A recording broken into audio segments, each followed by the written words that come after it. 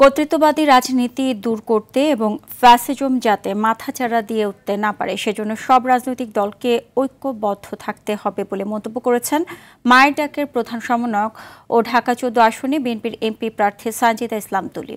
আর একই আসনের জামায়াত প্রার্থী ব্যারিস্টার মীর আহমদ বিন কাসেম বলেন, তরুণদের ফ্যাসিবাদ মুক্তির স্বপ্নকে বাস্তব করতে জামায়াত সর্বোচ্চ দায়িত্বশীল ভূমিকা রাখবে।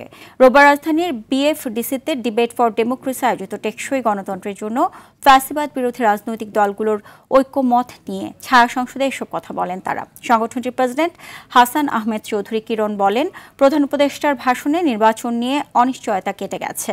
এবারের নির্বাচন হবে বাঘে বাঘে লড়াই, ফলে জামায়াত বিএনপির মতভেদে সংঘাতের সংখ্যা নেই। ফ্যাসিজমকে নির্মূল করতে হলে আরেকবার মাথাচাড়া দিয়ে যেন তারা উঠতে না পারে, সেটার জন্য আমাদের সকলকে একত্রিত থাকতে হবে, আমাদের জনগণের ভাষা বুঝতে হবে, তারা কি চায় সেটা জানতে হবে, সেই আকাঙ্ক্ষা অনুযায়ী কাজ করতে হবে, এবং তাহলেই একটা সত্যিকার গণতান্ত্রিক রাষ্ট্রে আমরা নিয়ে যেতে পারবো। এই তরুণরা দক্ষিণ এশিয়ার নৃশংসতম ফ্যাসিবাদকে যেভাবে লাল কার্ড দেখিয়েছে, হতে পারে আগামী নির্বাচনে আমাদেরকেও লাল কার্ড দেখিয়ে দিতে পারে তারা। আমাদের সময় আসছে আত্মসমালোচনা করার, সময় আসছে নিজেকে জিজ্ঞেস করার আমরা কি সঠিক পথে আছি কিনা।